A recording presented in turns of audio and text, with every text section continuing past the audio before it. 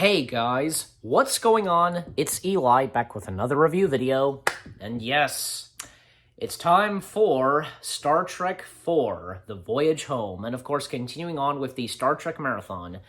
Star Trek IV, The Voyage Home, the third and final one, like, in the Star Trek trilogy, because that's basically, the Star Trek trilogy, starting from The Wrath of Khan to The Search for Spock and, The Voyage Home, like, all three films are connected, because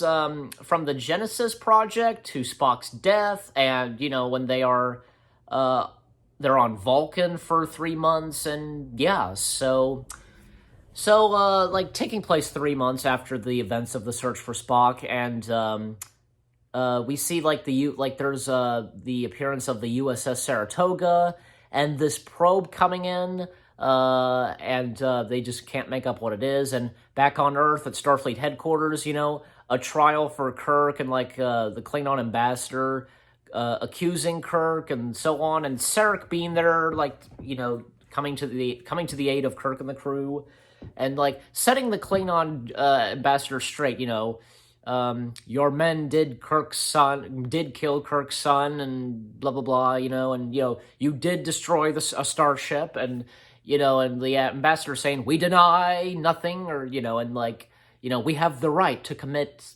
whatever he said, and then Sarek gets him back good, saying, you have the right to commit murder, and that causes everybody to, talk, and the president of the United Federation of Planets is there, and, and tells the Klingon ambassador that, Captain Kirk is charged with Starfleet, with thousands of Starfleet regulations, and the ambassador Starfleet regulations, that's outrageous, and the last few words he says, there shall be no peace as long as Kirk lives, and think again because of what would come in the sixth film. Anyways, and with the captured Klingon vessel, now it's theirs, and for some reason, when did they changed up the bridge a little bit? Because of course it looked entirely different, in the third film. But I don't know. But probably they did. I mean, besides, from those 3 months of being on Vulcan, and kind of refitting the Klingon bird of prey just a little bit, and naming it HMS Bounty, which was McCoy's suggestion, and also during that, Spock trying to still remember some things, and we get the appearance of Spock's mother, very sweet woman and very wise, and what she says to her son, and also Saavik, who's there, of course, and she remains behind on Vulcan. Now, apparently there was, this, originally in the script or something, Saavik was pregnant with Spock's child, because in the third film, which I forgot to mention, they did that finger mind meld, or whatever the heck it was called, and, she got pregnant with Spock's child, so, but anyways, so Saavik remains behind, and, trying to remember what else, because when they leave, because they're basically going to be heading back to Earth, and facing the trial, etc., they're going to accept, and, come face-to-face with what they've done, you know what I mean?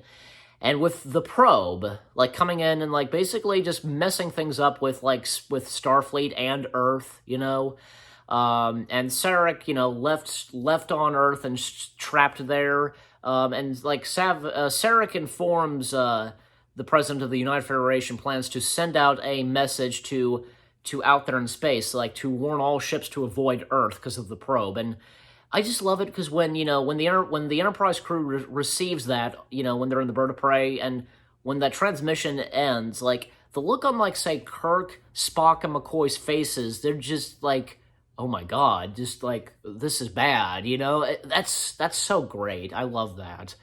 And they're very distraught by hearing about this, and they're hearing the probe's sounds, and, they find out that what they really are basically sounds of whales, and basically humpback whales, and they have plans to travel back in time, and they send out a message to Starfleet headquarters, And I wonder if though, probably so. Like Sarek knew that maybe that obviously Kirk and the crew would save the day. Of course they would. I mean, that's what they do. And they attempt time travel by going through like circling the sun, and they make their way to the 20th century in the 1980s. In 1986, yeah, and that's when the movie, of course, came out. And and so when they arrive and they land on Golden Park, that, and again, they're in San Francisco, and that's basically because San Francisco, that's basically where Starfleet mainly is. And so trying to remember, yeah, and some funny stuff in there, oh gosh, that one, I think it's a taxi driver. Yeah, just hey, watch where you're going, you dumbass! And Kirk, he can't think of what to say and what to respond to him, and he just says, well, double dumbass on you. That's a funny scene, okay? I had to mention that. That is so hilarious. But anyways, and them trying to find a way to, get money and such, and they go to this, antique store or whatever the heck it is, I can't remember specifically the name, and giving them, these, 19th century glasses, I want to say. I don't know. And, then the guy at the front desk, saying, I will give you $100. And, Kirk saying, is that a lot? Of course it is. And he gives some to the crew, and, Kirk and Spock, they try and find a way to, go and see the whales, and, say, they're all separated. Bones, Sulu, and Scotty, they are off, I guess, trying to find, some glass, so they can install in the bird of prey for the water. And while Chekhov and Uhura are trying to find the Navy base and to get nuclear power for the bird of prey, because, it's kind of losing some power, and for them to the capability of time traveling again. So yeah, and that scene too. I know, because Little Blue and I, we'd be talking a lot about this, and. Chekhov saying, we're looking for nuclear vessels, and this one lady who they stop and they ask for, talking about the Navy base, that was unscripted. Well, my dad told me about this, that apparently they did not expect her to what was happening, and when she was done, when she got out of the camera saying her unscripted lines, she said it herself, one of the crew members had to run down and chase her down and ask her permission to use what she said, her appearing on camera for the film. But what I read is that she signed up for, auditioning and being in that sequence because her car was towed. So, yeah. And she got her car back, but, I'm sure that, I don't know, maybe they would have understand, when they towed her car and, she would have told them. But, I don't know. And, anyways, and that scene where Kirk and Spock are on the bus, and that punk guy played by, he's in the I'm looking at it, yeah, Kirk Thatcher, he's the bus punk, and, I hate you, and, Kirk saying, excuse me, would you mind stopping that damn noise? And it just, and that timing, because, the song, where it goes, and I say, screw you, because that's where, right at that, the bus punk flips them off, and, Spock does the mind meld. And there's an interesting story to this, with the bus punk and so on. Leonard Nimoy said this, that when he was, I guess, out in the streets or at a store or whatever, he noticed, there was a punk with a beatbox, and it was really loud, and he just thought to himself, that he wished that, he would have give the Vulcan nerve pinch on that puck. And, that's a good story. And you know what? It's perfect for this being in there, because, a perfect time for this being in this film, and because they're in the 20th century. So, and that whole talk, because where Kirk and Spock are talking about, this, swearing and so on. Pretty funny. And, of course, when they arrive at the exhibit, the institution, I want to say institution, and the appearance of Dr. Jillian, played by Catherine Hicks. Now, she was pretty good in this, and I don't think at first, Catherine Hicks wasn't familiar with Star Trek, but you know what? that really didn't matter because, let's face it, they travel in the 20th century, and of course, she and the people of the 20th century are unaware that these people come from the 24th century, the 23rd century, I should say. And so, yeah, and like Spock mind melding with one of the whales, it's hilarious, and and finding, and also, like, when Jillian meets up with Kirk and Spock again, and, like, she gives them a ride, and Spock tells Jillian that Gracie's pregnant, and when like, Jillian asks if, they should do dinner and such, and I forget what she says, but asking if they like Italian or something, I want to say, and like Kirk and Spock going back and forth saying yes, no, yes, no. It's funny. And when like Chekhov and Uhura make their way back, they arrive at the Navy base and they find one of the ships that is named the Enterprise. So that's cool. And they get the power there, and like only one of them can be transported at a time. Uhura goes first with, what they got of the nuclear power. Chekhov is still stranded there and is arrested, and, him trying to escape, and, like, he gets injured when he, like, falls to the ground a bit too high. And, like, that whole sequence with, at the pizza restaurant with Jillian and Kirk, Kirk does tell the truth to her, and, like, she doesn't really believe at first, and, like, she's really wondering who he is, and, even up to when, like, say, she finds out that the whales are gone, they left, and she, very upset about this, and she goes to Kirk, and, like, sees everything happening, like the helicopter coming in that's flown by Sulu with the glass, and she sees Scotty popping out, and, like, Scotty sees Jillian, and, like, Admiral, we have a problem! And another thing I forgot to mention, that whole sequence with Scotty and McCoy, like, talking to that manager, I guess, about, making this type of glass, and just, it's pretty funny and such. And, like, one part is with McCoy asking, saying to Scotty, you realize if we give them the information, or whatever McCoy said, I can't remember, he said, and then he says, we're altering the future. And then Scotty saying, why?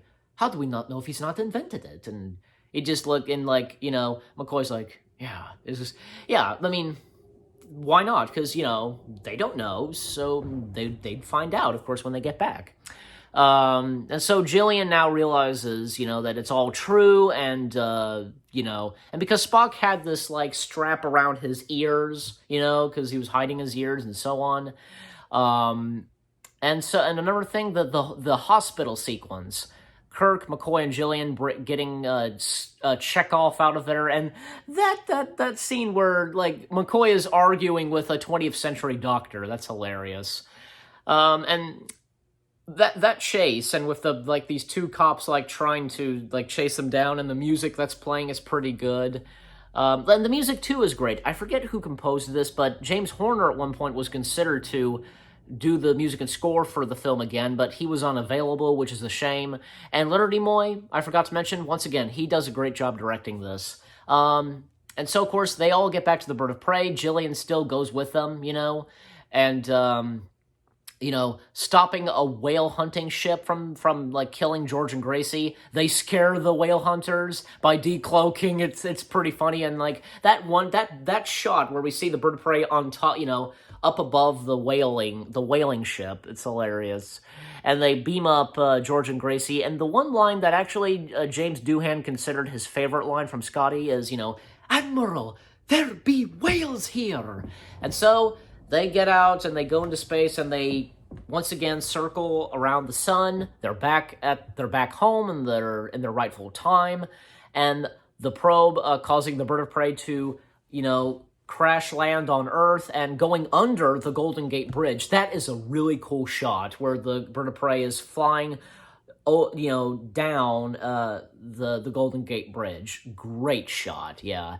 And of course, they land in the ocean, and, Kirk trying to free the whales, and the whales, well, they communicate with the whale probe, and everything worked out. And you just don't know, like, what, because, and as McCoy was just, like, kind of stating earlier in the film, like, is this her way of saying hello, or, I would say so, I really don't know. But all ends well, and, like, Kirk and the crew, they face the trial, and you know what, because And as according to the president of the United Federation of Planets, after them saving Earth, they're okay, and they are, Kirk goes from admiral back to captain, and they are all now getting a starship, and what better way than them having the Enterprise, the Constitution refit, which that is great, and with it being USS Enterprise NCC 1701A.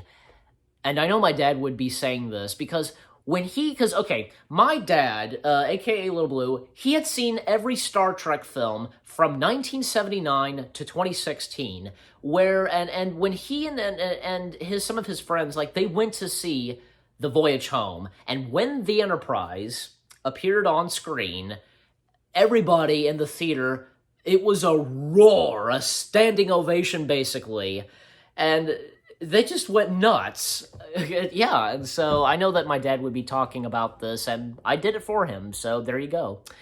And here's another thing, because speaking of standing ovation, I'm sure some of you know that before the movie starts, there's a text that's in memory of the astronauts that died on the Challenger. And of course, when my dad saw that, the people in the theater did cheer for that. So yeah, I almost forgot to mention that. That's very important to mention that in the film, because it's in the film. And of course, all ends well, and they're back, in a starship, and which being the Enterprise, and the last line that Kirk gives is, let's see what she's got. And the Enterprise going into hyperspace, and yep. Star Trek IV, The Voyage Home, is a great Star Trek film, and it's a very different one to, when it comes to the Star Trek films, and it's true. And I'm giving Star Trek IV, what the heck, I'm giving it a 10 out of 10. It's a great film, and one of the bests in the Star Trek franchise. And what's next, because here's another thing. Shatner was this close not doing the fourth Star Trek film, but he, of course he did, and he would be allowed to direct the next Star Trek film, which, sadly, we all know how that turned out, and that is next, Star Trek V. So stay tuned for that. So again, 10 out of 10 for The Voyage of Home. I hope you guys enjoyed my review of The Voyage of Home. More reviews coming your way. They're going to be awesome. Keep looking forward, and I'll see you guys in the next video/review. And of course, the Star Trek Marathon is still continuing. Take care, and peace out, and live long and prosper.